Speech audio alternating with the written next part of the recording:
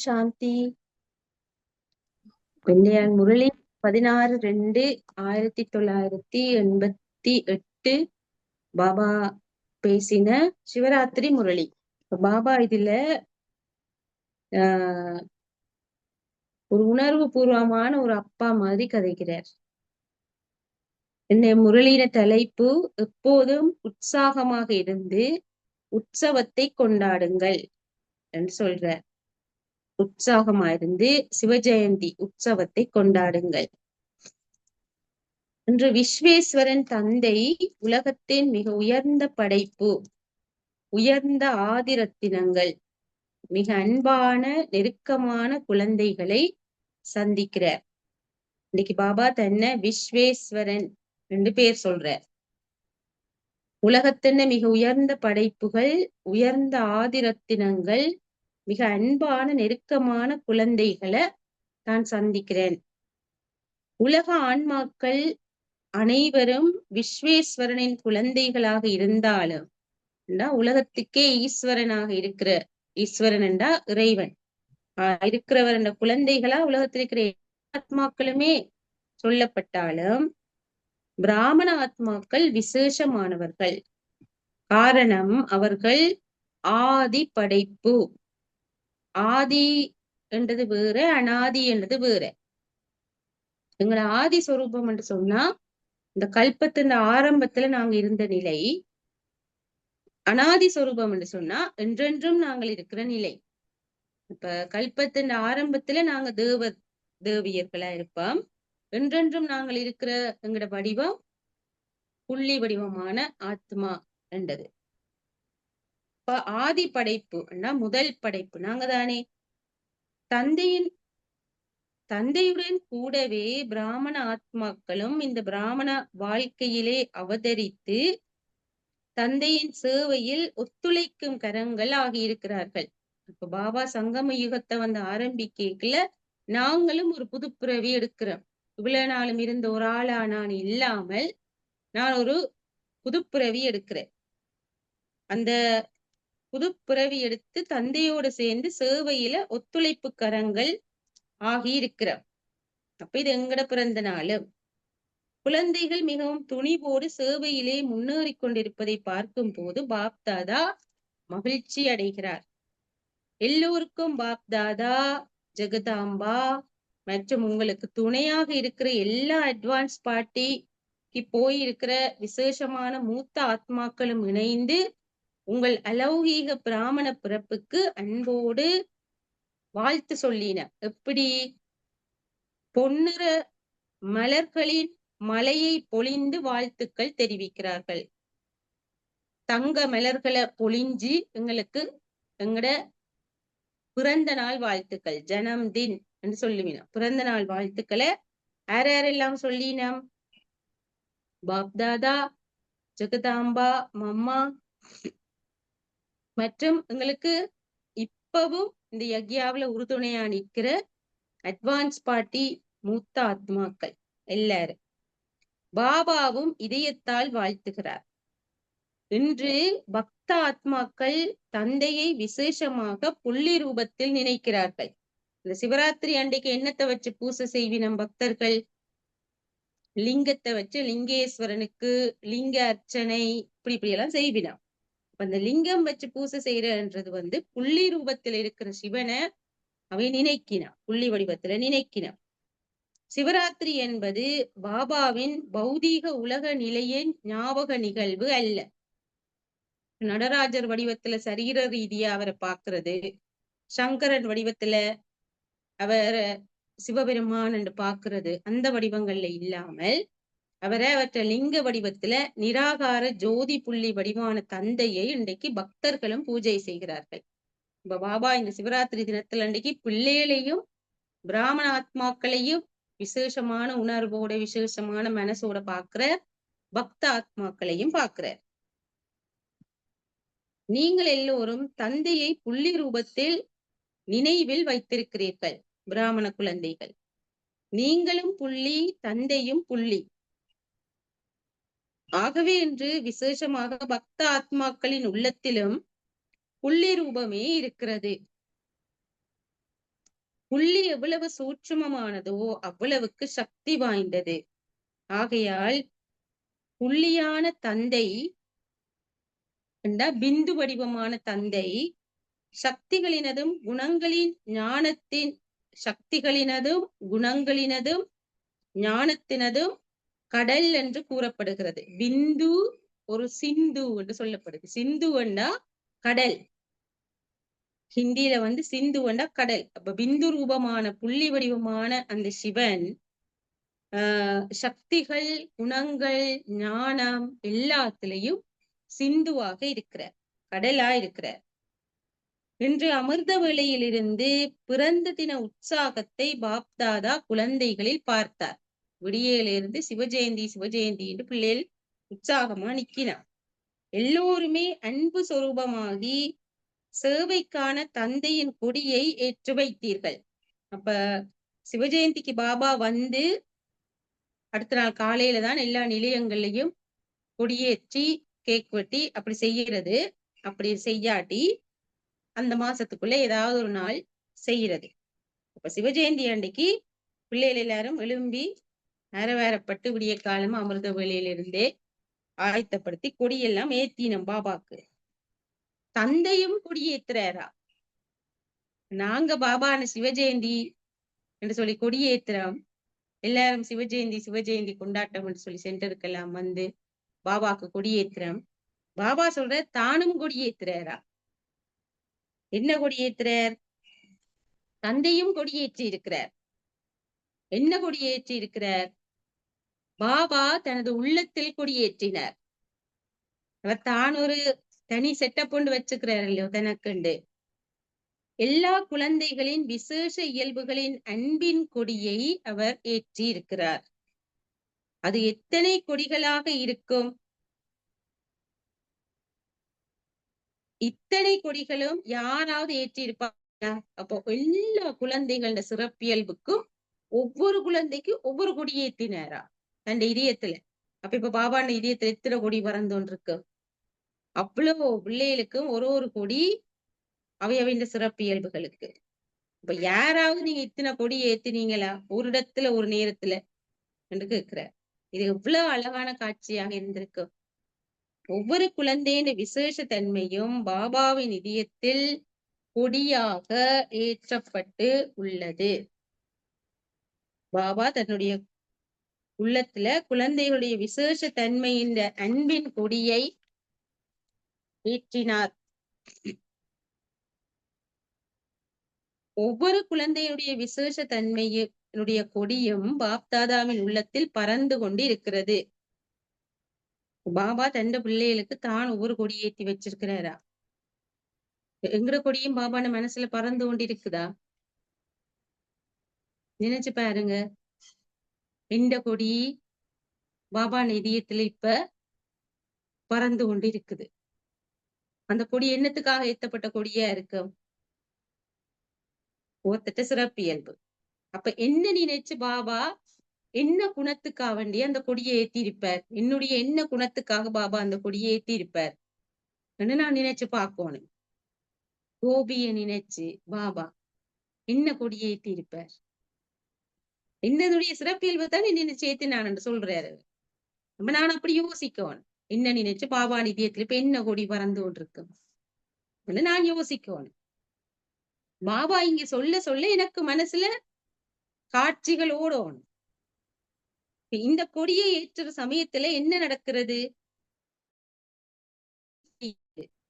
பாபா கொடி ஏத்துற நேரம் மலர்கள்ட மழையும் பொழியுதா? பாபா கொடியே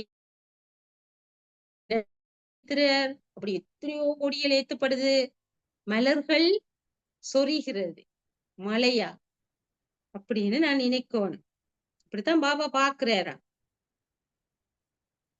பாப்தாதாவும் குழந்தைகளுடைய விசேஷ தன்மையின் அன்பின் கொடியை பறக்க விடுகின்ற போது ஒவ்வொரு குழந்தையின் மீதும் பாபா ஆசீர்வாதங்களையும் கொடுக்கிறார். ஒவ்வொரு குழந்தையின் சிறப்பு தன்மைகள் இருக்குத்தானே, நல்ல விஷயங்களை பாக்கத்தானே எங்களுக்கு மனசார வாழ்த்தோணும் போல இருக்கும். ஒரு மனசர்ல இருக்கிற நல்ல பண்புகள், நல்ல குணங்கள், நல்ல செயற்பாடுகள் பாபா முதல்ல பாக்கல கொடியேத்தி அதை பாக்கிக்க நினைக்கிறாராம்.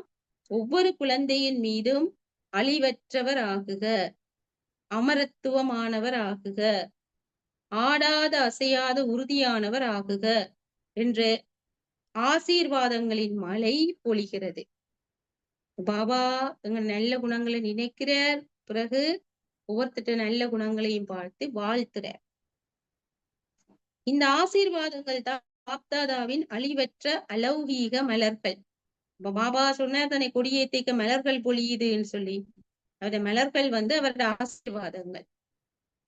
பாபா எங்கள்ல இருக்கிற விசேஷ தன்மைகள் நல்ல குணங்களை பார்க்கல பாபாண்ட உள்ளம் குளிருது, சந்தோஷப்படுது என்றதைத்தான் வர்ணிக்கிறார்.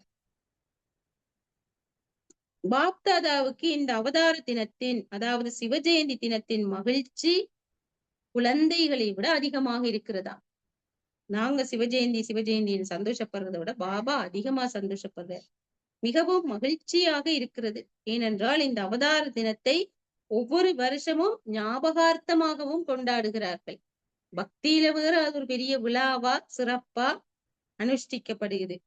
ஆனால் எப்பொழுது சக்கார் பிரம்மாவின் உடலில் தந்தையின் அவதாரம் வந்ததோ அப்போது பாப்தாதாவுக்கு, அதிலும் விசேஷமாக சிவதந்தைக்கு, தன்னுடைய நெருக்கமான குழந்தைகளை நீண்ட காலமாக பிரிந்து பரந்தாமத்தில் இருக்கும் சிவதந்தைக்கு, அப்ப பாபாக்கு எங்களை கண்டோன்னு இன்னும் பெரிய சந்தோஷம்டா. யார் நீண்ட காலமா பிரிஞ்சிருந்த குழந்தைகளோ அவையில சந்திச்ச சந்தோஷம், அவையிலோட கொண்டாடுற சந்தோஷம். பரந்தாமத்தில் எல்லா ஆத்மாக்களும் தான் இருக்கிறார்கள். ஆனால் யார் முதல் படைப்பாக இருக்கும் ஆத்மாக்களோ, யார் இந்த பூமியில முதல் தன்னை விட்டு பிரிஞ்சு வந்து தன்னுடைய முதல் படைப்பாக அவதரிச்சார்களோ, யார் தந்தைக்கு சமமாக கூடிய பிறகு கல்பத்தின் இறுதியில திருப்பியும் கடவுளை சந்திச்சு கடவுளுக்கு ஒப்பான நிலைக்கு உண்மையா இரண்டரை இறைவனோட கலந்த ஆத்மாக்கள் நாங்கதான்.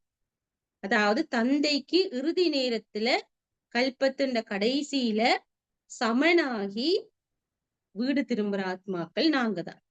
அதாலதான் இறைவனோட இரண்டரை கலக்கிறது சிவனடியார்கள் என்று சொல்றது. சிவனுடைய குழந்தைகளும் அந்த முக்தி, ஜீவன் முக்தி என்ற நிலை, இறைவனுக்கு சமனான ஒப்பான நிலைக்கு வந்து வீடு திரும்புவோம். அப்ப தன்னை விட்டு முதல்ல பிரிஞ்சு வந்த குழந்தைகள், முதலாவது படைப்பாக இந்த மண்ணுல வந்த குழந்தைகள், அடுத்தது தனக்கு சமமாக வர்ற அந்த குழந்தைகள், சேவையில் தனக்கு துணையாக இருக்கும் ஆத்மாக்கள். எங்களை இவ்வளவு ஒரு தனித்துவமான முறையில பாபா எங்களை பாக்குறார். உலகத்துல இருக்கிற எல்லாரும் தான் பரந்தாமத்தில இருந்து வந்தவை, எல்லாரும் தான் என்ற பிள்ளைகள்.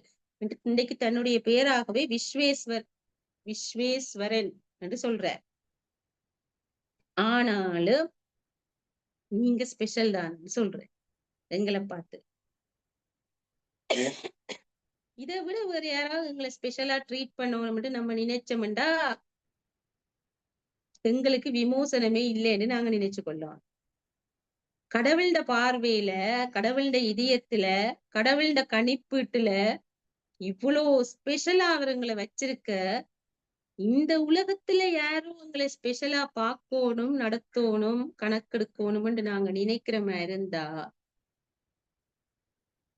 எங்களுக்கு சொர்க்கத்தின் சுவை தெரியலன்னு தான் சொல்லும்.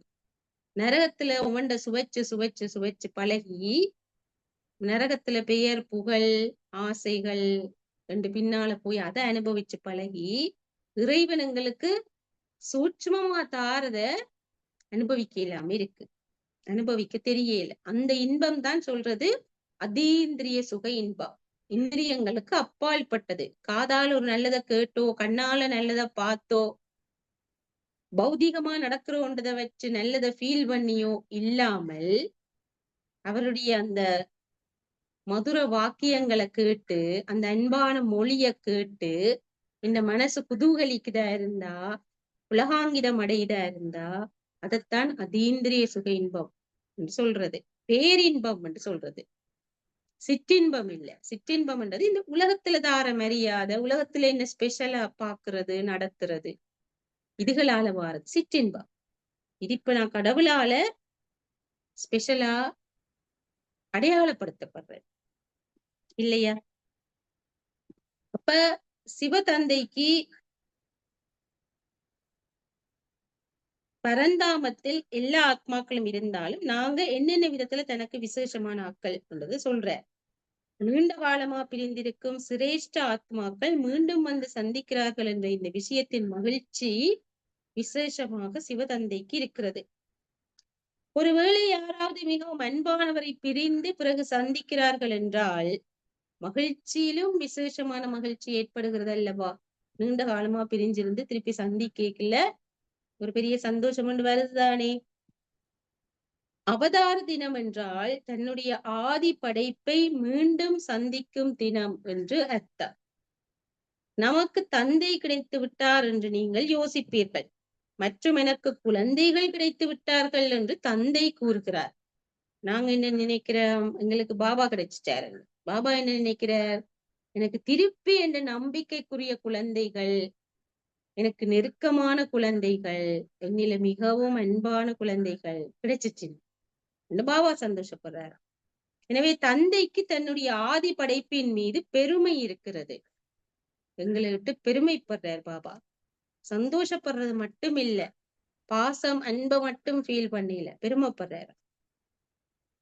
நீங்கள் எல்லோரும் ஆதி படைப்பு அல்லவா? சத்திரியர்கள் இல்லை தானே? இந்த உடல், இந்த உலகம் சார்ந்த சந்தோஷங்கள்ல இருந்து விடுபடுறதுக்கு போராடுறோமா? அதெல்லாம் இன்னொரு பக்கம் இழுக்குதா? அப்படி போராடுற மாதிரி இருந்தா நாங்க சத்திரியர்கள். நீங்க சத்திரியர்கள் இல்லத்தானே என்ற நாங்க யாரா இருக்கணும்? நான் இதுக்குமே போராடையில, இதுல இருந்துமே விடுபடுறதுக்கு நான் போராடையில, இதையுமே வெல்லுறதுக்கு நான் போராடையில. அப்படி என்ன நான் யாரு?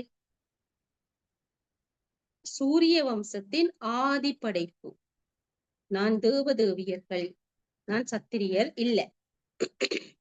பிராமணரிலிருந்து தேவர்களாக ஆக்குறீர்கள் இல்லையா? எனவே பிராமண ஆத்மாக்கள் ஆதி படைப்பு ஆவார்கள்.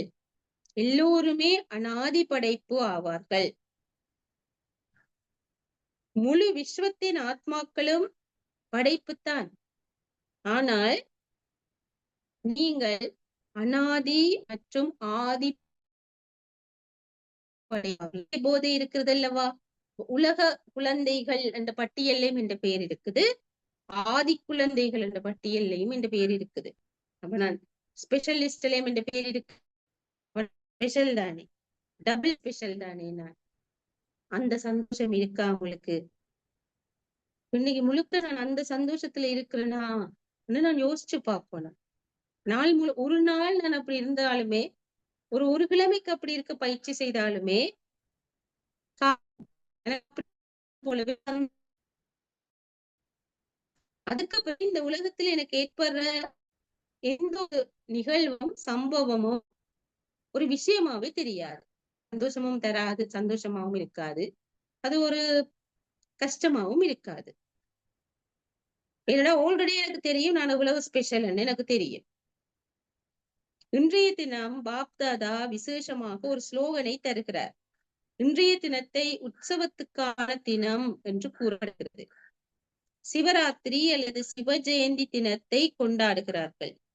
பிராமண வாழ்க்கையின் ஒவ்வொரு நொடியும் உற்சவத்துக்கான நொடியாகும் என்ற உற்சவ தினத்துக்கான இந்த ஸ்லோகனை நீங்கள் நினைவில் வைத்திருக்க வேண்டும். பிராமண வாழ்க்கையில ஒவ்வொரு நாளுமே உற்சவ தினம்தான். ஒவ்வொரு நாளுமே நான் ஒரு ஸ்பெஷல் கொண்டாட்டமா தானே இருக்கு, விசேஷமா தானே இருக்கு. யார் என்ன வச்சு கொண்டாடுறது? இப்ப எனக்கு ஒரு பர்த்டே பார்ட்டின்னு சொன்னா உலகம் எல்லாம் சேர்ந்து அந்த ஒரு நாள் தான் என்ன வச்சு கொண்டாடும். ஆனா கடவுள் என்ன ஒவ்வொரு நாளும் மனசுல வச்சு கொண்டாடுற. எங்களுக்கு ஒரு ஸ்பெஷல் டே ஒன்று வரும் இல்லோ, இந்த டே அந்த டே அந்த டே என்று நிறைய டேஸ் வரும் தானே. அந்தந்த டேக்குத்தான் உலகம் எனக்கு வாழ்த்து சொல்லும், என்ன கொண்டாடும். ஒவ்வொரு நாளும் என்ன யாராவது வச்சு கொண்டாடுவினமா? இல்லத்தானே. ஆனா பாபா என்ன ஒவ்வொரு நாளும் வச்சு கொண்டாடுவார். என்ன நினைப்பார்? நான் வரைக்கும் நீங்களும் வந்துட்டீங்க, நான் வர எனக்காக நீங்க ஒரு புது பிறவி எடுத்தீங்க, எனக்காக நீங்க எனக்கு சேவை செய்யறதுக்காக, எனக்கு உதவிக்கரமாகிறதுக்காக நீங்க ஆசைப்பட்டு வச்சிருந்த அந்த பழைய உலகத்தை விட்டுட்டு வாரம் என்று சொன்னீங்க. அங்க இருந்து மரணிச்சு எனக்காக ஒரு புதுப்பிறவி எடுத்தீங்க. நாங்க சில வழியில இப்படி எங்களுக்காக செய்த ஆட்களுக்கு நன்றி மறப்போம். ஆனா கடவுள் தனக்காக எவ்வளவு மாற்றங்களை செய்தாக்கள் தங்களோட வாழ்க்கைக்கு, தனக்காக எவ்வளவு தியாகங்கள் செய்தாக்கள், அர்ப்பணங்கள் செய்தாக்கள், அவையில மரணிச்சாக்கள், தனக்காக மரணித்தவர்கள் கடைசி வரைக்கும் கடவுள் மறக்க மாட்டார், நன்றி மறக்க மாட்டார். அப்ப அவர் ஒவ்வொரு நாளும் எங்களை கொண்டாடி கொண்டுதான் இருக்கிறார். ஆனா நாங்க அந்த அளவு தூரத்துக்கு செல்ஃப் ரெஸ்பெக்ட்ல இருக்கிறோமா, எங்களை நாங்க வேல்யூ பண்றோமா, எங்களுக்கு எங்கட பெருமதி தெரியுதா என்றதை நான் யோசிக்கணும். பிராமண வாழ்க்கை என்றால் சதா உற்சாக உற்சவத்தை கொண்டாடுவது ஆகும். சதா உற்சாகத்தில் இருப்பது மற்றும் சதா கர்மத்தில் ஆத்மாவுக்கு உற்சாகத்தை ஏற்படுத்துவது என்பதாகும். அப்ப நான் கான்சியஸ்னஸ் இந்த உணர்வுல நான் ஒவ்வொரு நாளும் ஒரு செலிப்ரேஷன் என்ற ஒரு மூட்ல, ஃபெஸ்டிவ் மூடுன்னு சொல்லுவீனா, செலிப்ரேஷன் மூடுன்னு சொல்லுவீனா, அந்த மூடு ஒவ்வொரு நாளும் நான் இருக்கணும்.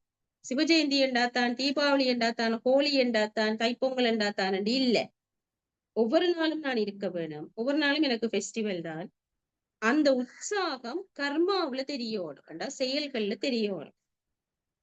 எனவே விழாவை கொண்டாட வேண்டும், உற்சாகத்தில் இருக்க வேண்டும், உற்சாகத்தை ஏற்படுத்த வேண்டும். எங்கே உற்சாகம் இருக்கிறதோ அங்கே ஒரு விதமான தடையும் இருக்காது. உற்சாகத்தில் இருக்கும் போது ஆத்மாவை உற்சாகத்திலிருந்து வெளியே கொண்டு வர முடியாது. ஒரு ஆத்மா நல்ல குதூகலமா இருக்குதுன்னு சொன்னா அது எதுவும் செய்ய ரெடியா இருக்கும்.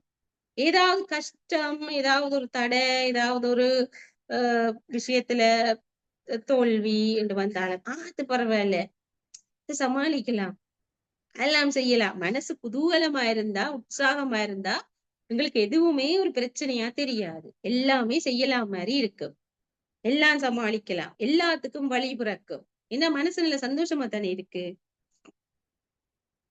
எவ்வாறு சிறிது கால உற்சாகத்தில் இருக்கும் போது என்றா தற்காலிக உற்சாகத்தில் இருக்க எல்லா விஷயங்களும் மறந்து விடுகின்றன அல்லவா.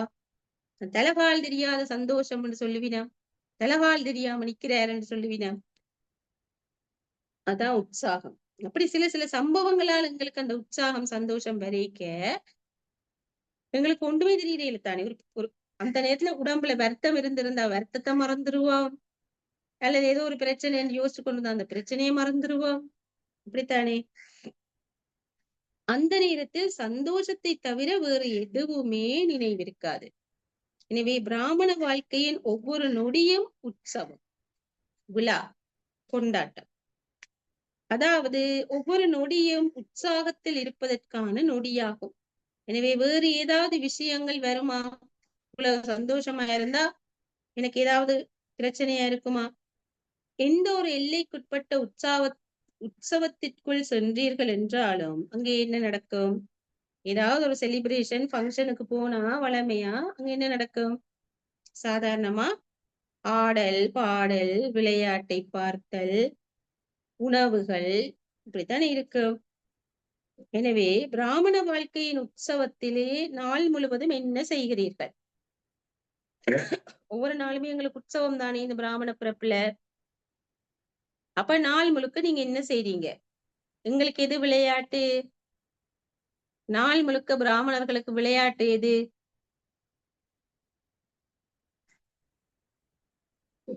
எது விளையாட்டு?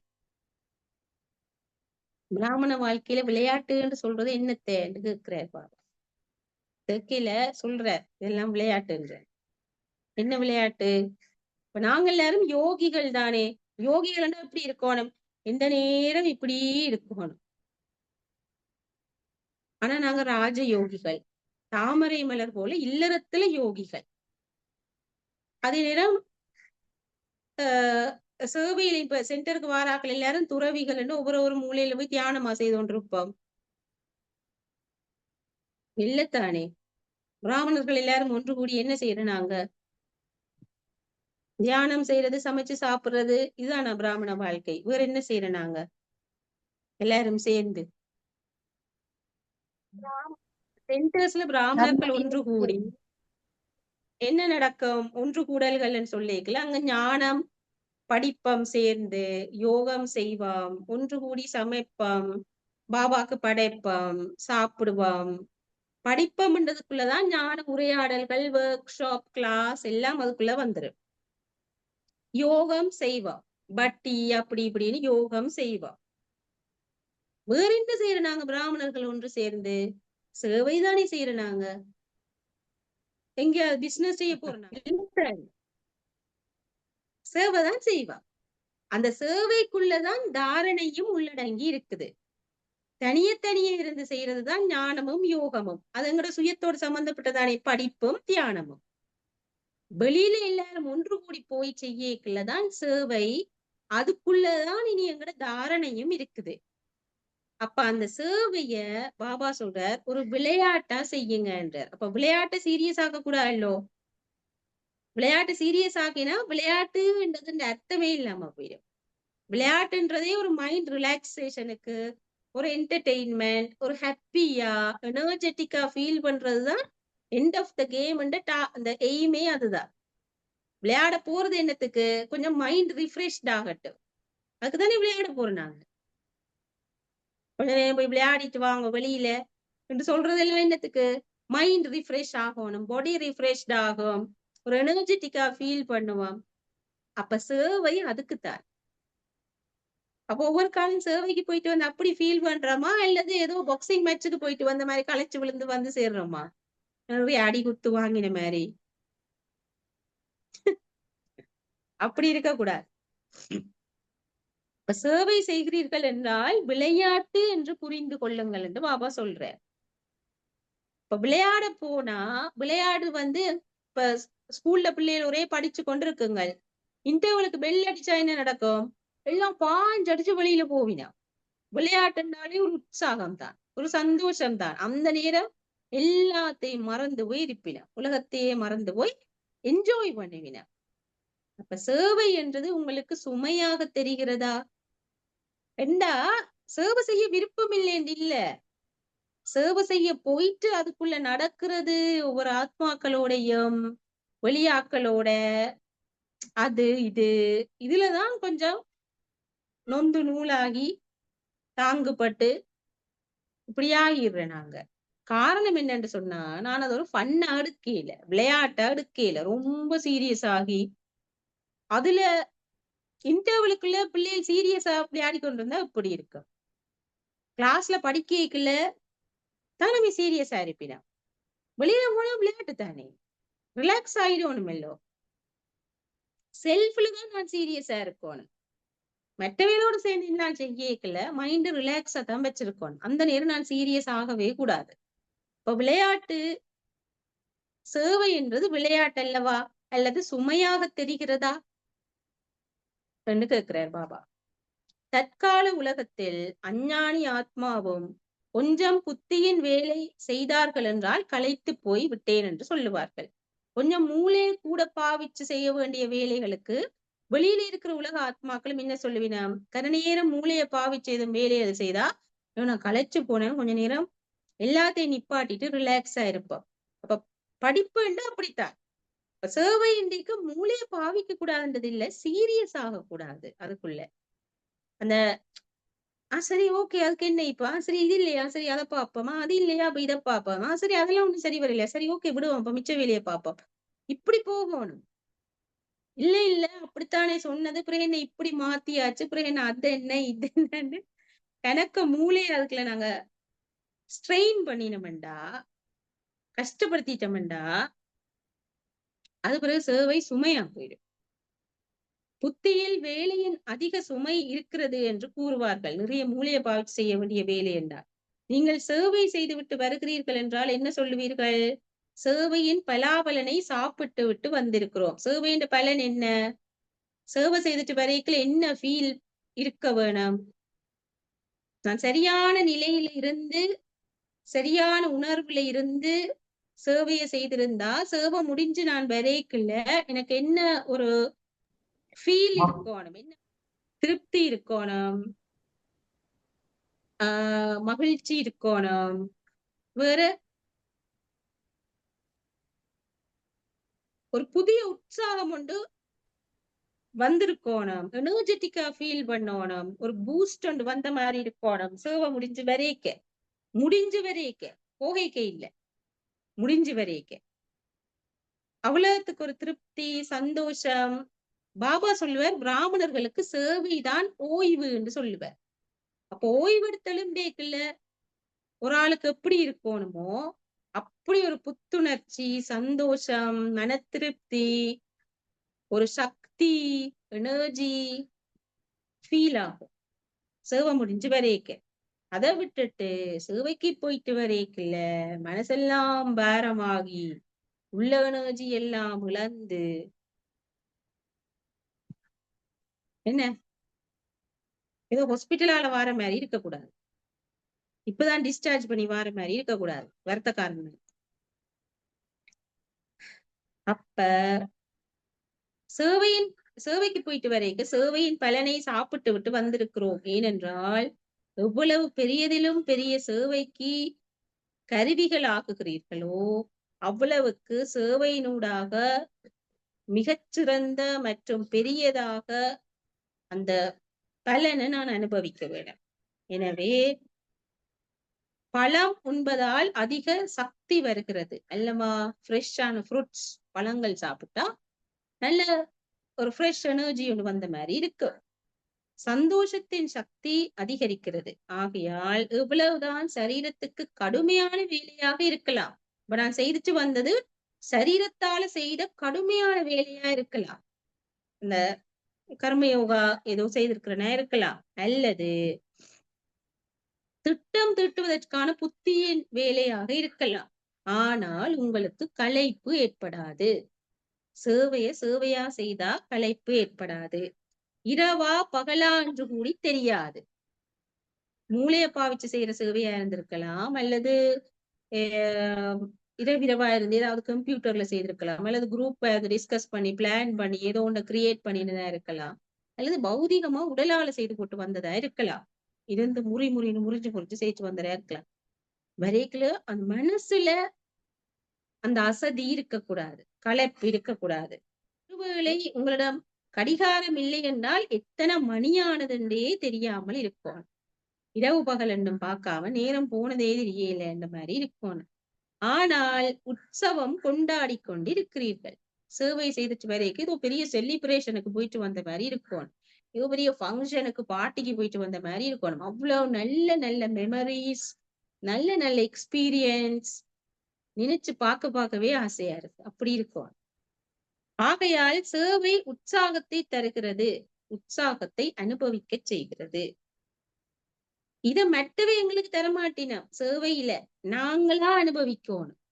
நாங்களா இப்படி ஒரு மனநிலையை உருவாக்கி, இப்படி ஒரு மனோபாவம், பார்வை, உணர்வுகள் கிரியேட் பண்ணி நான் என்ஜாய் பண்ணணும் எந்த பிராமின் லைஃப. மற்ற பிராமின்ஸ் எனக்கு இந்த லைஃப தரணும் என்று எங்கேயுமே பாபா சொல்லவும் இல்லை. பாபா அப்படி ஒண்ணு எங்களுக்கு தருவாருன்னு இல்ல. பாபா தந்த வழிமுறைகளை வச்சு நாங்க தான் அதை அனுபவிக்க வேணும். பிராமண வாழ்க்கையில் ஒன்று சேவை, அடுத்தது என்ன? பாபா நல்ல டிப்ளோமேட்டிக்கா எங்களுக்கு எல்லா விஷயத்தையும் சொல்லுவார். எங்களை குத்தி காட்டுற மாதிரி கதைக்க மாட்டார், எங்களை குறை சொல்ற மாதிரி நேரடியா ஏசுற மாதிரி கதைக்க மாட்டார். இந்த வாழைப்பழத்துல ஊசி ஏத்துற மாதிரி சொல்லுவார் எல்லாத்தையும். இப்ப சேவைன்னா இப்படித்தான் இருக்கணும் ஒரு ஆளுக்கு. அப்ப ஒன்று பிராமண வாழ்க்கையில சேவை என்ற களத்துக்குள்ள போகைக்குள்ளதான் அடுத்தது இன்னொன்று வெயிட்டிங்ல நிக்கு. என்னது? எல்லாத்தையும் சேர்த்து பாபா சொல்லுறார், மாயை காத்துக்கொண்டு நிக்கும். மாயைக்கு தெரியும் தனியே இருந்து ஞானம் படிக்கல இது எங்கேயுமே நான் விழுத்தே இயலாது, தனியத்தானே இருந்து யோகா செய்து அப்போ ஒரு இடமும் விழுத்தே இயலாது. சேவை என்ற களத்துலதான் நாளை விழுத்தலாம். அப்ப அது அதுக்குள்ள போய் நிக்கும் சொல்றேன். மாயை என்ற பெயரை கேட்டோன்னே எல்லாரும் சிரிக்கிறீங்க என்ற மாயைக்கும் நம் மீது அதிக அளவு அன்பு இருக்கிறது. அது லேஸ்ல விட்டுட்டு போகாது. உங்களுக்கு அன்பு இல்லாமல் இருக்கலாம் மாயையில, ஆனா மாயைக்கு உங்கள் மீது அன்பு இருக்கிறது. உற்சவத்தில் விளையாட்டும் பார்க்கப்படுகிறது. இப்ப இந்த சிவராத்திரின்னா நிறைய சேவைதானே, மெகா மெகா ப்ரோக்ராம்ஸ் நடக்கும். அதான் பாபா எல்லாம் சொல்லியே வைக்கிற. அதோட சேர்ந்து என்னவெல்லாம் வரப்பாக்கும். எங்களுடைய எக்ஸாம் பேப்பரே சேவைக்குள்ளதான் இருக்கு. தற்சமயம் எல்லோருக்கும் எந்த விளையாட்டு அதிகமாக பிடித்திருக்கிறது? எல்லாரும் என்ன ஷோ பார்க்க விருப்பம் வந்துட்டு பாபா சொல்லுவார், மிக்கி மவுஸ் விளையாட்டு பார்க்கத்தான் எல்லாருக்கும் விருப்பம். அப்ப மிக்கி மவுஸ் விளையாட்டையே அதிகம் காட்டுகிறார்கள். விளம்பரங்களை கூட மிக்கி மவுஸ் விளையாட்டாக காண்பிக்கிறார்கள், கார்ட்டூன் மாதிரி. அடுத்தது மேட்ச் விரும்புகிறீர்கள், போட்டிகள். இங்க ஒன்றில் மிக்கி மவுஸ் விளையாட்டு விரும்புறோம் சும்மா வெளியில கலியுகத்துல, அல்லது மேட்ச் பார்க்க விருப்பம், போட்டிகள் பந்தயங்கள் பார்க்க விருப்பம். இலக்கை குறிவையுங்கள். விளையாட்டில் என்ன செய்வீர்கள்? பந்து வருகிறது என்றால் அதை பிடித்து நீங்கள் இன்னொரு பக்கம் எறிகிறீர்கள், அல்லது பிடித்து விடுவீர்கள் என்றால் வெற்றியாளர் ஆகிவிடுவீர்கள். அதை போல அப்ப என்ன நோக்கி போல் வருதுன்னா ஒன்றில் அதை தட்டி விட்டுருவோம், என்ன அது அடிக்காம, இல்லாட்டி அதை கட்ச் பண்ணி நான் வின் பண்ணுவேன். இதானே கேம்ல நடக்கும். அதே போல மாயையின் பந்து சில நேரம் காமம் என்ற வடிவத்தில் வரும், சில நேரம் கோபம் என்ற வடிவத்தில் வரும். இது மாயையின் விளையாட்டு என்பதை நீங்கள் கட்ச் பண்ண வேணும். இப்ப எனக்கு விளங்கி உடனே இந்த மனநிலைகள், இந்த உணர்வுகள், இந்த பார்வை கொஞ்சம் வித்தியாசமா போகுது, ஆன்மீகமாவே இல்ல, எனக்கு விளங்குதான் என்னிலிருந்து வார வாடை, என்ன இது நல்லாவே இல்லையே, இந்த பிளேவர் நல்லாவே இல்லையே, இந்த ஃப்ராக்ரன்ஸ் நல்லாவே இல்லையே, சரீர உணர்வு வாடை வருது, இன்னொன்னையே கட்ச் பண்ணிடும். சரீர உணர்வு அல்லது மாயை என்ற பந்த கட்ச் பண்ணுங்கண்டா உங்களுக்கு விளங்கணும். நீங்க பிழையான ட்ரக்ல போறீங்க என்றது உங்களுக்கு விளங்கணும். புரிந்து கொள்ளுங்கள். கட்ச் பண்ணுங்கன்னா புரிந்து கொள்ளுங்கள். ஒருவேளை மாயையின் விளையாட்டை விளையாட்டு என்று புரிந்து கொண்டீர்கள் என்றால் உற்சாகம் அதிகரிக்கும். மற்றும் ஒருவேளை மாயையின் எந்த ஒரு பிரச்சனையையும் எதிரி என்று புரிந்து கொண்டீர்கள் என்றால் பயந்து விடுவீர்கள். மிக்கி மவுஸ் விளையாட்டில் சில நேரம் குரங்கு வரும், சில நேரம் அதாவது கார்ட்டூன்ல சில நேரம் குரங்கு வரும், சில நேரம் பூனை வரும், சில நேரம் நாய் வரும், சில நேரம் எலி வரும். பயப்படுவீர்களா? ஒவ்வொரு நேரம் ஒவ்வொரு கேரக்டர் வரும். அப்ப நான் எனக்குள்ளதான் இந்த கேரக்டர்ஸ் ஒவ்வொன்றும், அதனாலதான் 10 தலை ராவணன் என்று சொல்றது. ஒவ்வொன்றும் எனக்குள்ள இருக்கிற ஒவ்வொரு தலைகள். அது ஒன்று கழுதத்தலை, ஒன்று குரங்கு தலை, ஒன்று நாய் தலை, அந்தந்த புத்தி, அந்தந்த குணங்கள். இப்படி 10 குணங்களை தான் சும்மா காட்டி இருக்கிறேன். ஆனாங்கள்ட்ட நிறைய குணம் இருக்கு. நாங்களே எங்களுக்கு ஒரு படத்தை வரையலாம். எனக்குள்ள இந்த ராவணன் படம், இந்த சக்தி சிவசக்தி படம் என்று சொல்லி நான் வரையலாம். இந்த ராவணன் படத்துல நான் எனக்குள்ள என்னென்ன பலவீனங்கள், குறைகள் இன்னுமே நான் வச்சு போராடி கொண்டு திக்கு முக்காடி கொண்டிருக்கிறோம், அதெல்லாம் ஒரு தலையா? அதான் அந்த சூரன் போர்ல ஒவ்வொரு தலையா வெட்டுவினம் கடைசியில வெற்றி கொடி ஏற்றப்படுது. அது மாதிரி அப்ப எனக்குள்ள இருக்கிற நல்ல தெய்வீக குணங்கள் எல்லாத்தையும் அது சக்திகள் இந்த தலைகளாக காட்டுறது, சக்திகள் இந்த கரங்களாக காட்டுறது. ஒவ்வொரு நேரம் ஒவ்வொன்று வருது. வரைக்குள்ள அதை பார்க்கும்போது உங்களுக்கு மகிழ்ச்சி ஏற்படுகிறது, விளையாட்டுன்னு நினைச்சா. அதே போல் மாயையின் வெவ்வேறு பிரச்சனைகளின் விளையாட்டை உற்சவம் என்ற ரூபத்தில் பாருங்கள், கொண்டாட்டமா பாருங்க. ஒவ்வொரு பிரச்சனையையும் ஒரு ஃபன்னா எடுத்துட்டு போங்க. ஒரு ஒரு ஃபன்னா அதுல ஒரு ஜாய், சந்தோஷம் இருக்கும், மகிழ்ச்சி இருக்கும். ஒவ்வொரு பிரச்சனையையும் ஒவ்வொரு எந்த பலத்துக்கு வந்த ஒரு பரீட்சை. அப்ப நான் என்ன செய்வேன்? நான் எவ்வளவு ஸ்ட்ராங்னு தானே காட்டுறதுக்கு நிப்பேன். அத மாயையிட்ட காட்டணும், ஆக்களுக்கு காட்டுறீல. எனக்குள்ள இருக்கிற ஒவ்வொரு மாயைக்கு நான் காட்டணும், அதை வெல்லோம். அப்ப விளையாட்டை பார்த்து கொண்டிருக்கும் போது பந்து என்னிடமே வந்து கொண்டிருக்கிறது, என் மீது பட்டுவிடக்கூடாது என்று யோசித்தார்கள் என்றால் விளையாட்டை பார்க்க முடியுமா? ஆகையால் சந்தோஷத்தோடு மகிழ்ச்சியோடு விளையாட்டை பாருங்கள். மாயை கண்டு பயப்படாதீர்கள். இது ஒரு மன விளையாட்டு என்று புரிந்து கொள்ளுங்கள். எங்கட மனதுல வேஸ்ட் தாட்ஸ் வருமல்லோ நிறைய.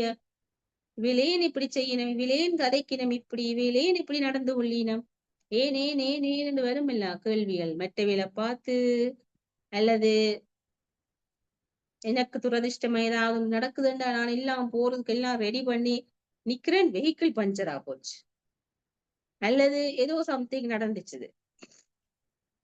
அப்பதான் பாக்குறேன் எனக்கு ஏதோ இன்சூரன்ஸோ என்னமோ இதா போச்சு, இன்னும் வெஹிக்கிள் எடுக்க முடியல, ஆனா எல்லாம் ரெடி பண்ணியாச்சு. ஆனா நமக்குன்னு பார்த்து ஏன்பா இப்படி எல்லாம் நடக்குது, வளமையெல்லாம் பார்த்து பார்த்து செக் பண்ணி வைக்கிறதா ரெண்டு பார்த்து எனக்கு ஏன் இப்படி நடக்குது. இந்த ஏனே நீ கேள்வி கேட்போம் இல்ல, அதுதான் அந்த பொல்லாத சாமான். அதுதான் இந்த சிங்கம் புலி கரடி என்று வந்து எங்களை விரட்டுறது. அது சிங்க ரூபத்தில் வந்தாலும் பயப்படாதீர்கள். பிராமண வாழ்க்கையின் ஒவ்வொரு நொடியும் ஒரு விழாவாகும். அந்த நேரமெல்லாம் மைண்ட் உடனே லைட்டாவே இருக்கும் எப்பவுமே. ஓ பஞ்சர் ஆயிட்டா சரி, படுத்து என்ன செய்வோம், இன்னொரு வெஹிக்கிளை கூப்பிடுவோமா, கொஞ்சம் டிலே ஆகும், ஓகே வேற ஒண்ணும் செய்யல, அதுக்கு ஏன் டென்ஷன் ஆகணும், ஏன் கவலைப்படணும், ஏன் எல்லா பழியும் இன்னைக்கு எந்த தலையில போட்டு என்னாலதான் இப்படி, எனக்குத்தான் ஏதோ ராசி பலன் இப்ப பிள்ளையா இருக்குது போல இருக்கு, அதால பாருங்க எல்லாருக்கும் கஷ்டம்.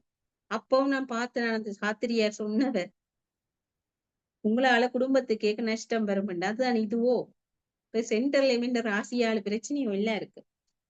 இப்படியெல்லாம் தேவையில்லாத வீணான எண்ணங்களுக்குள்ள நாம் போயிடக்கூடாது. அதற்கு மத்தியிலே இந்த விளையாட்டை பார்த்து கொண்டிருக்கிறீர்கள், மகிழ்ச்சியில் நடனமாடிக்கொண்டும் இருக்கிறீர்கள், மற்றும் தந்தையினுடைய பிராமண பரிவாரத்தின் விசேஷ தன்மைகளுடைய குணங்களுடைய பாடலும் பாடிக்கொண்டிருக்கிறீர்கள். என்ன மைண்ட நான் ஹாப்பியா வச்சுக்கொள்றதுக்கு நான் எப்பவுமே இந்த காலத்தின் அற்புதத்தை பாடலா பாடணும். பாடலா பாடுறேன்னா வாயால படிக்கணும் இல்ல, மனசுக்குள்ள பாடலா பாடுறது நான் எனக்கு கிடைச்ச பாக்கியம். எனக்கு நான் வாழ்ற இந்த பொன்னான காலம் சங்கம யுகம், எனக்கு கிடைச்ச தந்தை கடவுள். கடவுள் கண்மொழிச்சு பாக்குறார், இப்ப கடவுள் வாய் திறந்து பேசுறார், கடவுள் காது கொடுத்து கேட்கிறார், கடவுளுடைய இதயத்தின் வாசல் இப்ப திறந்திருக்குது. இதை விட வேற என்ன வேணும்? கடவுள் மடியில தூக்கி வைக்கிறார், கண்ணுல தூக்கி வைக்கிறார், செல்லம் கொஞ்சம் கொஞ்சம் கொஞ்சறார் பிள்ளைகளோட ஆத்மாக்களோட, இவ்வளவு அன்பு. அதாவது சிந்துன்னு சொல்றாருல்ல, கடல் போல எல்லாத்துலயும். அப்படி மற்றது பிராமண குடும்பம், இந்த குடும்பத்துல ஒவ்வொரு ஆத்மாக்களோட சிறப்பியல்பும், ஒவ்வொரு ஆத்மாக்களோட பங்களிப்பும், இதுக்குள்ள நின்று இடக்கு முடக்கான பாகத்தை வகிக்கிற ஆத்மாவும் என்ன செய்யுதுன்னு சொன்னா எனக்கு பல ஞான கருத்துக்களை ஞாபகப்படுத்தி விடுது, பல ஸ்திதிகளை என்ன பயிற்சி செய்ய வைக்குது, எனக்குள்ள இருக்கிற தெய்வீக குணங்கள் தெய்வீக சக்திகள் எல்லாத்தையும் உயிர் பெறச் செய்யுது அந்த இடக்கு முடக்கா நடந்து கொண்டிருக்கிற ஆத்மா. பாருங்க, அது தண்ட ஸ்திதியை பாழாக்கி எந்த ஸ்திதியை நல்லாக்குது அது இல்லையா? இப்படியெல்லாம் நான் பாசிட்டிவா நினைச்சேன்டா தான் பாடல் பாடுறேன், பிராமண குடும்பத்தின் பாடலை பாடுறேன், அடுத்தது காலத்தின் பாடலை பாடுறேன், அடுத்தது பிரம்ம போஜன், பாபாண்ட பிரம்ம போஜன் எனக்கு கிடைக்குது, அதை மகிழ்ச்சியோடு சாப்பிடுகிறீர்கள். இப்ப பிராமணர்கள்னு சொன்னா உங்களைப் போல சுத்த உணவு, நினைவிலிருந்து சமைக்கப்பட்ட உணவு உலகத்திலேயே யாருக்கும் கிடைப்பதில்லை. பிரம்ம போஜன் சாப்பிடுறாக்கள் தான் பிராமணர்கள். பிரம்ம போஜன் என்று சொன்னா சைவ சாப்பாடு இல்லை, இது எனக்கு தெளிவா விளங்கும். சைவ சாப்பாட்டுக்கு பேர் பிரம்ம போஜன் இல்ல, சைவ சாப்பாட்டுக்கு பேர் சைவ சாப்பாடு. அது யாருமே மரக்கறி சாப்பாடு சமைச்சா அதுக்கு பேர் பிரம்ம போஜன் இல்ல, அதுக்கு என்ன பேர்? சைவ சாப்பாடு. அது கலியுகத்துல தாராளமா கிடைக்கும். கலியுகத்துல அதுக்குன்னு தனி கடைகளே இருக்குது. அது பிறவி பிறவியா சைவமா இருக்கிற ஆக்களும் இருக்கின. அவையில் எல்லாரும் பிரம்மகுமார் குமாரிகள் இல்லை. பாபா என்ன சொல்றார், உங்களை போல சுத்த உணவு சாப்பிடறாக்கள் உலகத்துல இல்லைன்னு சொல்றாருண்டா சைவ உணவு சாப்பிடறாக்கள் எல்லாரும் சுத்தமான சாப்பாடு சாப்பிடணும்னு அர்த்தம் இல்ல. இப்ப சுத்தமான சாப்பாடுன்னு சொன்னா இந்த பிராமண வாழ்க்கைக்கு அதுக்கு ஒரு உயர்ந்த வரை விலக்கணம் இருக்குது. சைவ சாப்பாடைத்தான் நாங்க இவ்வளவு நாளும் சுத்தமான போஜனம்னு நினைச்சோம். ஆனா இப்ப பாபா வந்து சொல்றார் அதுவும் சுத்தமான சாப்பாடு இல்லை. அப்ப அது எப்ப அது பிரம்ம போஜனம் சொல்லப்படும்? நான் வெளியில சாப்பிடுறேனான் தான், ஆனா சைவமா தான் நான் சாப்பிடுறேன் நான். எங்கட பிகே குழந்தைகள், நான் வெளியில சொந்தக்காரர்கிட்ட போனா இல்ல ஃபங்ஷன்ஸுக்கு போனா, நான் முந்தி மாரி இல்ல. இப்ப நான் நிறைய மாறி, நான் இப்ப சைவமா தான் சாப்பிடுறேன் நான். அது பிரம்ம போஜனம் இல்ல. அது கலியுகவாசிகள் சமைச்ச மரக்கறி சாப்பாடு. அப்ப உங்களை போல சுத்த உணவு, அப்ப பிரம்ம போஜனம் இது பாபாண்ட நினைவுல இருந்து சமைக்கப்பட்ட உணவு வேற யாருக்கும் கிடைக்காது. இப்ப பிராமணர்களால சமைக்கப்பட்ட உணவு பிரம்ம போஜன். அந்த சமைக்கிற பிராமணர் ஒவ்வொரு நாளும் முரளி கேட்கிற ஆளா இருக்கும். அப்பதானே பாபான நினைவு இருக்கும். இந்த உணவையே துக்கத்தை அளிக்கும் உணவு என்று கூறப்படுகிறது. அப்ப பிரம்ம போஜன், தோழி, நாங்க எங்கட சென்டர்ல ஆக பேஷண்ட்ஸுக்கு சென்டர்ஸுக்கு வர முடியாத ஆட்களுக்கு தான் வீட்டை கொண்டே கொடுக்கிறது. மற்றபடி நாங்க யாருக்கும் வீட்டை கொடுக்குறீல. ஏனென்றா அவைகள் வந்து அதை வாங்கினா தான் அவைகளுக்கு அதுல ஒரு நிறைய சக்தி கிடைக்கும். நாங்க நினைக்கிறது பாபாண்ட தோழியை கொண்டு போய் அவைக்கு கொடுப்போம் யோசிப்போம். பேஷன்ஸா இருக்கிறார்கள், வர முடியாமல் இருக்கிறார்கள், அவைகளுக்கு பிகேஸா இருக்கிறார்கள் அல்லது வெளியாக்கள் என்று சொன்னா ஒரு சேவை நோக்கத்துல இப்ப விஐபிஸுக்கு இப்படியெல்லாம் கொண்டே கொடுப்பா. மற்றபடி முந்தி எங்க அம்மா என்ன செய்வாங்க, ஸ்டார்ட்ல ஆரம்பத்துல அவருக்கு தெரியாது தானே, அப்ப அவருக்கு தோழியை கொடுத்தா அது சுத்தி கொண்டு வருவா வீட்டை பிள்ளைகளுக்கு கொண்டாந்து எங்களுக்கு எல்லாம் பிச்சு பிச்சு தரும்படும். கொஞ்ச நாளையால அந்த இன்சார்ஜ் ஆயிருந்த பிரதர் சொன்னார், இது உங்களுக்கு திருஷ்டி தந்து உங்களுக்கு சக்தியோட தாரது, நீங்களே இங்க வச்சே இதை சாப்பிடணும். அப்பதான் உங்களுக்குள்ள நிறைய அந்த சுத்தமான ஆசீர்வதிக்கப்பட்ட அந்த உணவுண்ட சக்தி போய் சேரும். பிள்ளையில சென்டருக்கு கூட்டி கொண்டு வாங்குவோம்னு சொல்லுவா. இந்த சொல்லி விடுவார் பிரதர். அதுக்கு பிறகு தோழி கொண்டு வாரையில நாங்க வீட்டை வந்தாலும் இந்த தோழி தோழின்னு கேட்போம். இப்ப நாங்க வீட்டுல இருந்து கொண்டு ஒரு முயற்சியும் செய்யாம பாபாட தோழி வேற எங்களுக்கு அதுக்கு ஒரு பலன் கிடைக்காது தானே. தோழி வீட்டு வரையில என்னோட நாங்க என்ன செய்தோம், பிறகு நாங்க சென்டருக்கு போக தொடங்கினோம். தோழிக்காவே போறது, வியாழக்கிழமையில ஞாயிற்றுக்கிழமையில பிரம்ம போஜனுக்காவண்டியே போவோம். போய் அங்க சாப்பிடுறது சென்டர்ல. அதனால நிறைய பிரியோசனம் தானே. பிரம்ம போஜன் தான் துக்கத்தை அளிக்கும் உணவு என்று கூறப்படுகிறது. ஏனென்றா அது பாபாண்ட காசுல இருந்து சமைச்சு வந்த உணவு. அதுல எல்லாருமே அந்த பெட்டிக்குள்ள காசு போட்டிருந்தாலும் அந்த பெட்டி ஒரு வாஷிங் மெஷின் மாதிரி கழுவி போடும் எல்லாத்தையும். என்னத்தை கழுவி போடும், ஏற்ற காசு எங்க இருந்து வந்தது எல்லாத்தையும் கழுவி போடும். அது கழுவி இப்ப அது தெய்வீக பணத்தில இருந்து சமைச்சு வார சாப்பாடுதான் சுத்தமான போஜனம். துக்கங்கள் நீங்கும். பாபா தான் சொல்ற துக்கம் இல்லாம போ, அது மட்டும்தான் பிரம்ம போஜன். சைவ சாப்பாடு சாப்பிடுற ஆட்கள் எல்லாரும் நாங்க பிரம்ம போஜன் சாப்பிடுறோம்னு நினைக்க கூடாது, நாங்க சைவமா சாப்பிடுறோம்னு நினைக்க கூடாது. சைவமா சாப்பிட்டாலும் அது தூய்மை இல்லாத சாப்பாடுதான். வீக்கே இல்லாத ஆட்கள் சமைச்சா அது தூய்மை இல்லாத சாப்பாடு. அவையின் எண்ணங்கள் கலந்திருக்கு. வேற வழி இல்லாட்டி ஒண்ணும் செய்யலாது. ஆனா நீங்க அடுத்த நிலைக்கு முயற்சி செய்துதான் ஆகணும். நான் என்ன செய்யறேன், வேற வழி இல்ல, பிரதர் ஓகேன்னு சொன்னவர், சென்டர்ல ஓகேன்னு சொன்னவர், இனி என்ன செய்யறது, வேற சாப்பிடாம பட்டினி கிடான்னு சொல்லலுமா இல்லத்தானே. பரவாயில்லன்னு தான் சொல்லுவினா. ஆனா எனக்கு விளங்க வேணும், நான் அடுத்த நிலைக்கு போகணும். இதை ஓகேன்னே எடுத்துக்கொண்டு நான் வாழ்ந்துட்டு போயிடக்கூடாது. நினைவில் இருந்து சமைக்கப்பட்ட உணவு அனைத்து துக்கத்தையும் தூரமாக்கி விடுகிறது. ஏனென்றால் சுத்த எண்ணத்தினால் மனம் மற்றும் உடல் ஆகிய இரண்டும் என்ன நடக்கும், சுத்தமாகி விடும். ஒருவேளை செல்வம் கூட அசுத்தமான செல்வம் வருகிறது என்றால் அசுத்த செல்வம் சந்தோஷத்தை இழக்கச் செய்து விடும். இன்னொருத்தண்ட வீட்டுல போய் சாப்பிடலையோ அல்லது ஏதோ உண்டோ என்னவா இருந்தாலும், அல்ல கடையில போய் சரி வெஜிடேரியனா சாப்பிடணுன்றாலும் அந்த செல்வம் என்ன வழியில சம்பாதிக்கப்படுதுன்னு எங்களுக்கு தெரியாது. அதை நான் சாப்பிடக்கல, எனக்கு மனசுக்குள்ள இருக்கிற சந்தோஷங்கள் அது இல்லாமல் ஆக்கிடும்னு சொல்றாரு பாபா. இது ரொம்ப ஆழமான கர்மா, இது ஆழமான சூட்சமமான ஒரு மெக்கானிசம். இது எனக்கு விளங்குவோம். அப்ப அப்ப என்ன சென்ட்ரல்ல சாப்பிடுறார்கள் எல்லாரும் சந்தோஷமாவே இருக்கணும். சென்ட்ரல்ல சாப்பிடுறார்கள் எல்லாரும் சந்தோஷமாவே இருக்கணும். அவைகளுக்கும் கோபம் வருதுதானே. அவையிலும் பாரபட்சம் எல்லாம் காட்டினு தானே. அவையிலும் ஒவ்வொரு மாதிரி எல்லாம் நடந்து கொள்ளினும் தானே என்று நாங்க நினைக்கலாம். ஆனா அந்த இஃபெக்ட் வந்து குறைவா தான் இருக்கு. வெளியில இருந்து சாப்பிடுறதுக்கு இருக்கிற வெளியில நான் சைவ சாப்பாடு சாப்பிடுறதுக்கு இருக்கிற தாக்கமும் நான் பாபான்னு வீட்டுல சாப்பிடுறதோ அல்லது வீக்கே இருந்து நான் சமைச்சு சாப்பிடுறதா இருந்தாலும் அதன் வித்தியாசம் இருக்குது. கவலையை கொண்டு வருகிறது. தவறான வழியில சம்பாதிக்கிற பணத்துல நான் சாப்பிட்டா கவலையை கொண்டு வரும். எவ்வளவு அசுத்த செல்வம் வருகிறதோ, அதாவது 1,00,000 பணம் வருகிறது என்றால் கவலை கோடி மடங்கு வரும். 1,00,000 பணம் சம்பாதிக்கிறேன், அந்த 1,00,000த்துல சாப்பிட்டா தவறான வழியில சம்பாதிக்கப்படுற பணமா இருந்தா கோடி மடங்கு துன்பம் வரும் என்று பாபா சொல்றார். கடவுள் சொல்றார், எங்கட கர்மத்தின் கணக்கு அந்த மெஷின் எப்படி வேலை செய்யும் என்று. அப்ப என்ன நான் தான் காப்பாத்தி கொள்ளணும்.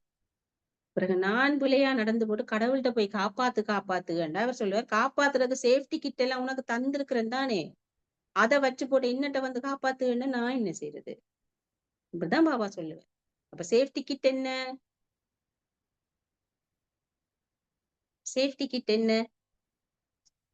துன்பம் வரக்கூடாண்டா உண்டு, நிறைய இருக்கு. அதுல இப்ப சொல்றது நேர்மையாக உழைக்கும் பணம். இந்த வாய்க்குல போறதெல்லாம் பிரம்ம போஜனா மட்டும் இருக்கும். பிரம்ம போஜனம்டா கட்டாயமா அது நேர்மையா உழைச்ச பணமா தானே இருக்கும். இப்ப எங்கட வீட்டுல சம்பாதிக்கிற காசா இருந்தாலும் நான் ஒரு பிகேயா இருந்து பிகே சமைச்ச சாப்பாடா இருக்கணும். அப்ப அது பாபான நினைவுல சமைக்கல, நான் உழைக்கிறேன்னு வைப்போம். என் ஹஸ்பண்ட் பிள்ளையெல்லாம் உழைக்கினா அல்லது வைஃப் பிள்ளைகள் பேர பிள்ளையெல்லாம் உழைக்கினா. ஆனா நான் பிகேயா இருக்கிறேன், சமைச்சு பாபாக்கு படைச்சுதான் நான் அதை சாப்பிடுறேன்னு சொன்னா அது பிரம்ம பூஜை. நான் வெளியில எங்கேயும் சாப்பிடுறது இல்லை. அல்லது போற வாரிடங்கள் எல்லாம் எனக்கு சட்டி பானை வையுங்கோ அல்ல நான் 2 சட்டியோடு தான் போறது போற இடம் எல்லாம். ஐயர் மேலாம் அப்படித்தான். நாங்க பிராமணர்ண்டா யார் ஐயர் தானே. இப்ப எல்லாரும் சமயத்தை மாத்தினோம், மொழிய மாத்தினோம், சிட்டிசன்ஷிப்பை மாத்தினோம், நேஷனாலிட்டிய மாத்தினோம், நாம குலத்தை மாத்தினா என்ன பிரச்சனை? முந்தி சாதாரண வேற குலமா இருந்தாலும் இப்ப பிராமண குலம், அதையும் மாத்துறது தானே. அவ்வளவு தெளிவா தைரியமா நாங்க இருந்த மாட்டா சரிதானே. என்ன நீங்க இப்ப பெரிய புது படம் காட்டுறீங்கன்னா நாங்க இப்ப குலத்தை மாத்திட்டோம், இல்லன்னு சமயத்தை மாத்தினோம், நேஷனாலிட்டிய மாத்தினோம், பாஸ்போர்ட்டை மாத்தினோம், எல்லாத்தையும் மாத்தினோம், நான் குலத்தை மாத்தினேன். என்ன பிரச்சனை? என்ன வித்தியாசம்? அதுல எல்லாத்தையும் மாத்தலாம், இதையும் மாத்தலாம் தான். நான் இப்ப பிராமணர் குலம், நான் இப்ப ஐயர் ஆக்கள் ஆயிட்டேன். என்ன சிவனுக்கு பூசை செய்யறது, சிவனுக்கு நைவேத்தியம் வைக்கிறது. அப்ப நான் இப்ப ஆசாரமாத்தான் நான் இப்ப வாழ்றேன். யார் என்ன சொல்லேலும்? யாருமே கதை கேளுமா? எல்லாதுதானே. நாட்டுக்கு நாடு போய் கலாச்சாரத்தை மாத்திரம், சாப்பாட்டை மாத்திரம், பண்பாடு ஒழுக்கம் எல்லாம் மாத்திரம், குலத்தை மாத்தினா என்ன பிரச்சனை? ஊருக்கு ஏத்த மாதிரி காலத்துக்கு ஏத்த மாதிரி மாறத்தானே வேணும். இப்ப நாங்க பிராமண குலம், நாங்க இப்படித்தான் சாப்பிடுவோம், இப்படித்தான் இருப்போம். அதை தன்மையா சொல்லணும். எங்கட மனசுக்கு நாங்க சொல்ற ஆறுதல் உலகம் ஏற்குமோ ஏற்காதோ நாங்க யோசிக்க தேவையில்லை. எல்லாம் எல்லாரும் மாத்தினோம்னா இதையும் மாத்துறதுல என்ன பிரச்சனை இருக்கு? மாத்தலாம் தானே. இப்ப ஊருக்குள்ள இருந்து சட்டை மட்டும் போட்டாக்கள் இப்ப வெளிநாடுகள்ல போய் நாங்க ஜீன்ஸ் எல்லாம் போட இல்லையா, போடுறோம் தானே. அப்ப சட்டையை போட்டாக்கள் வெள்ளை சாரி கட்டுறதுக்கும் ஜீன்ஸ் போடுறதுக்கும் என்ன வித்தியாசம்? உடுப்ப மாத்திரம்டா அதை எப்படியும் மாத்தலாம் தானே. அதை விட இது இன்னும் நல்லா எல்லோ இருக்குது, எல்லாம் போத்தி கட்டி சுத்தி இன்னும் நல்லா எல்லோ இருக்கு. அவ்வளவு தெளிவும் தைரியமும் எங்களுக்கு மனசுல இருந்தா காணும். அவே என்ன சொல்லுவினம், இவே என்ன சொல்லுவினம், அப்படியோ இப்படியோ அதோ இதோ ஒன்றும் பயப்பட மாட்டோம்.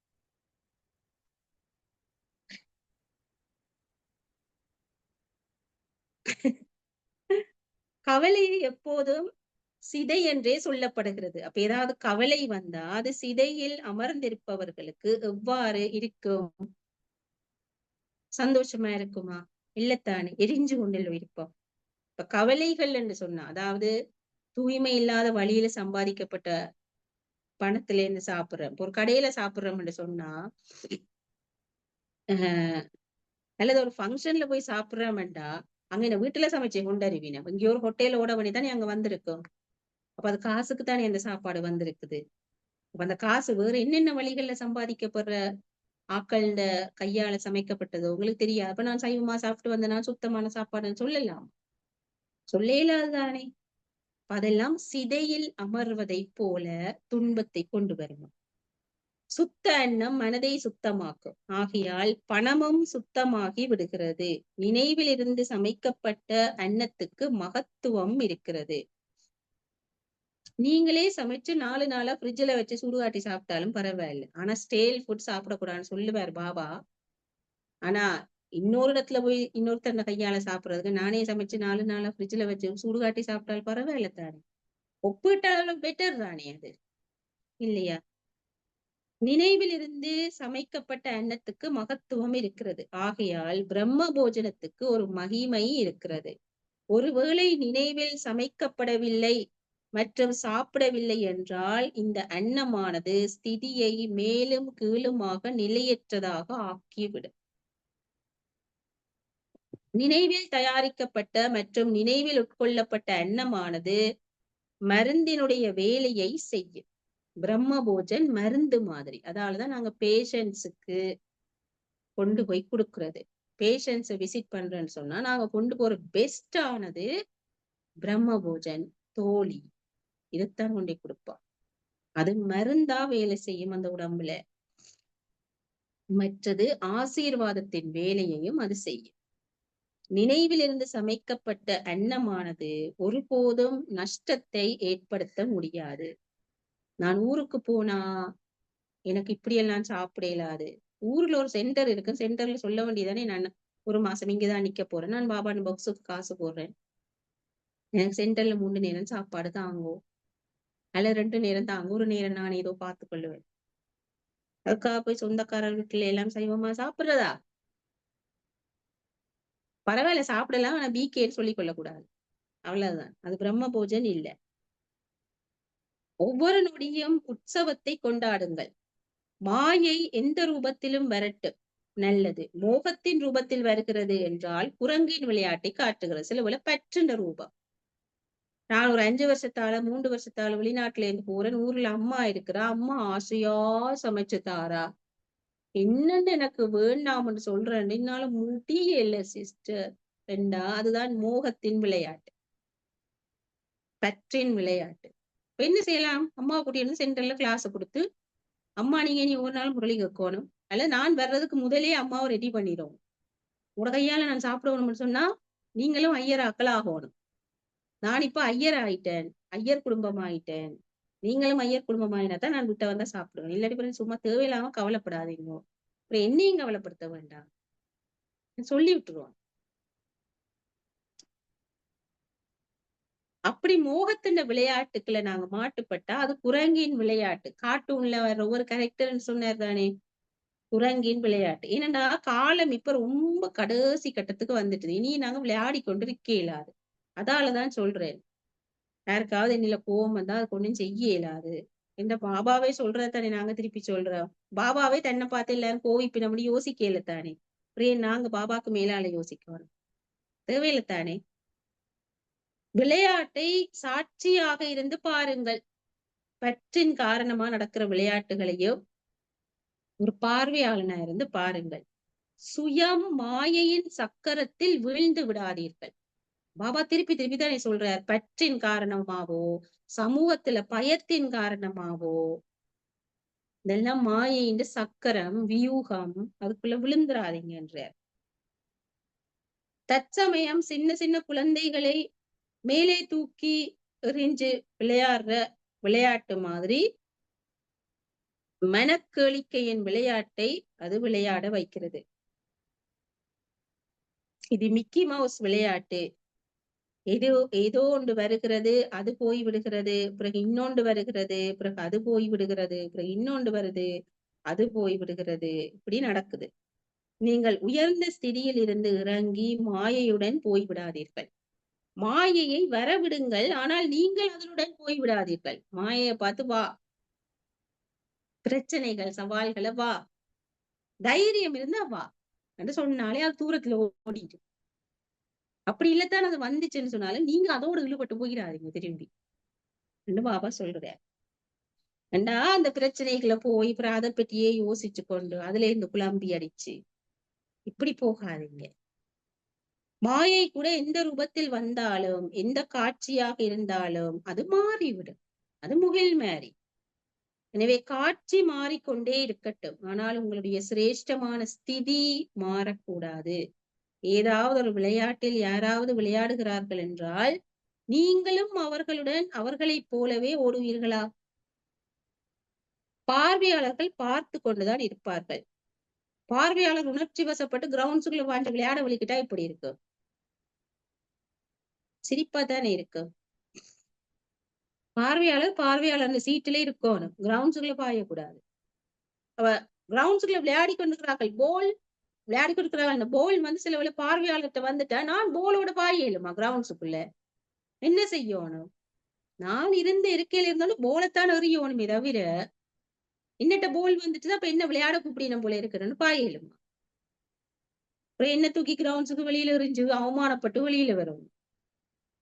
அது முன்ன நாங்க இருக்கிற சீட்டுல மரியாதையா இருக்கும் இடத்தில் இருந்து கொண்டால் எல்லாம் சௌக்கியமே இருந்து கொண்டுரும். உணர்ச்சி வசப்பட்டு கேமுக்குள்ள போயிடக்கூடாது. கேமா பார்த்துட்டு இருக்கணும். பாபா சொன்னார் சேவை ஒரு கேம் என்று சொன்னார். எங்களுக்குள்ள வார மாயை எல்லாம் ஒரு கேம் என்று சொன்னார். இதான் விளையாட்டு.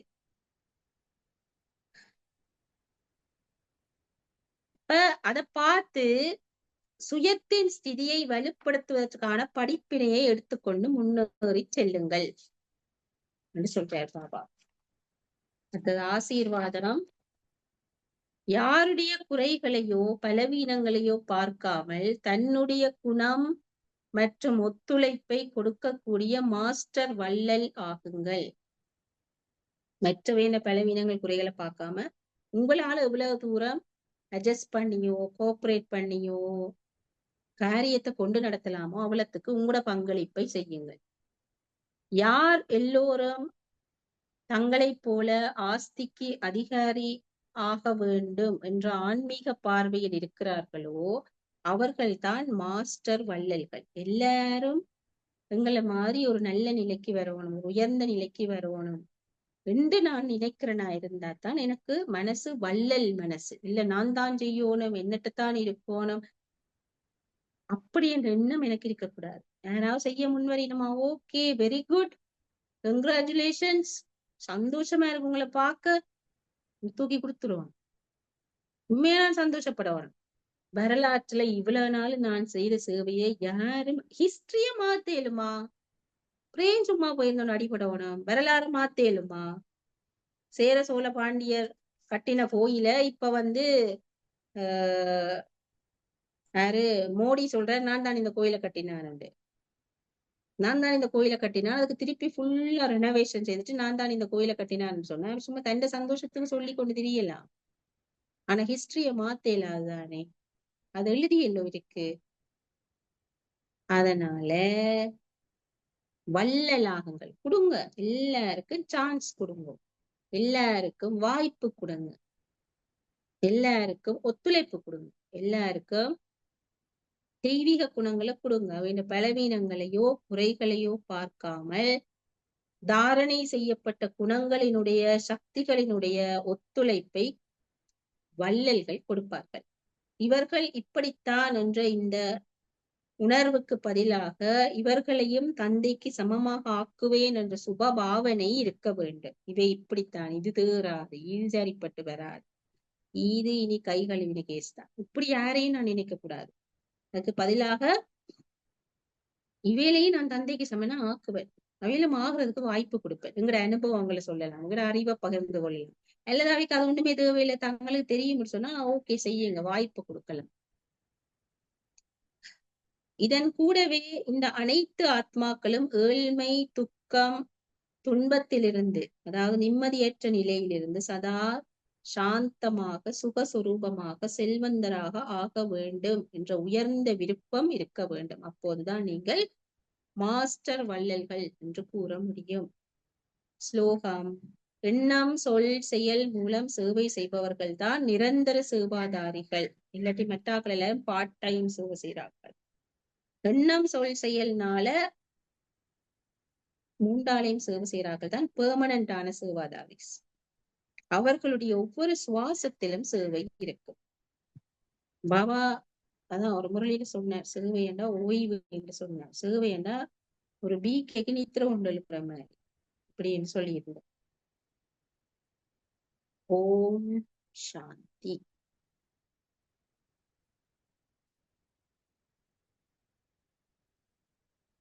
ஆத்மாவாகிய நான்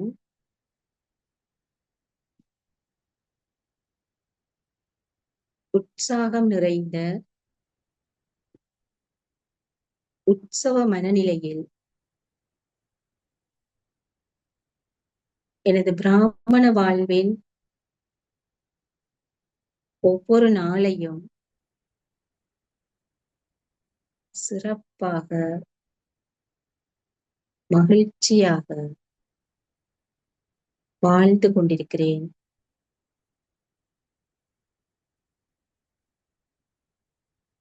பிராமண ஆத்மாவாகிய நான் ஜோதி பிந்து சொரூபமான பரமாத்மா சிவனின் எப்பொழுதும் நெருக்கமான அன்பான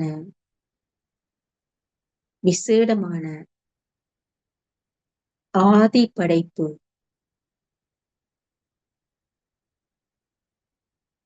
தந்தையைப் போலவே ஒளிப்புள்ளி சொரூபமான ஆத்மாவாகிய நான்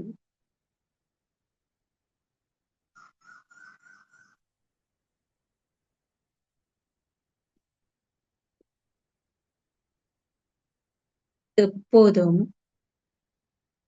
மாஸ்டர் வள்ளலாக இருந்து எனது தெய்வீக குணங்கள் தெய்வீக சக்திகளால் என் நடத்தையினால் பரிபூர்ண ஒத்துழைப்பை வழங்குகின்றேன். என்னைப் போலவே ஒவ்வொரு ஆத்மாவும் உயர்ந்த நிலையை பெறுபேறுகளை அடைய வேண்டும் என்ற நல்லெண்ணத்தை கொண்டிருக்கிறேன்.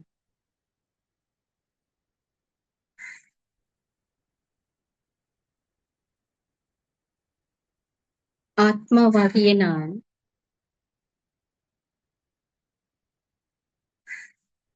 சேவையை ஒரு விளையாட்டாக என் பாக்கியத்தை சம்பாதிக்கக்கூடிய ஒரு சூழ்நிலையாக வாய்ப்பாக உணர்கின்றேன். என் மனதை எப்போதும் ஆரோக்கியமாகவும் மகிழ்ச்சியாகவும் தெளிவாகவும் அமைதியாகவும் நிறைவாகவும் வைத்திருக்கின்றேன். இந்த பிராமண வாழ்வின் ஒவ்வொரு நாளும் எனக்கு உற்சாகமான ஒரு உற்சவத்தின் இந்த பொன்னான காலம், இந்த பொன்னான வாழ்க்கை, இந்த இறை சம்பந்தம் மீண்டும் நீண்ட ஒரு காலத்தின் பின்னர் என் வாழ்வில் உதயமாகும்.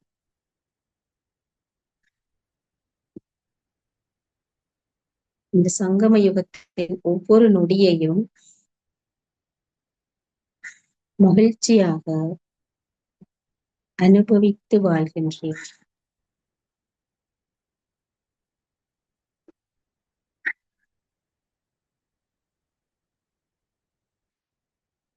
ஓம் சாந்தி.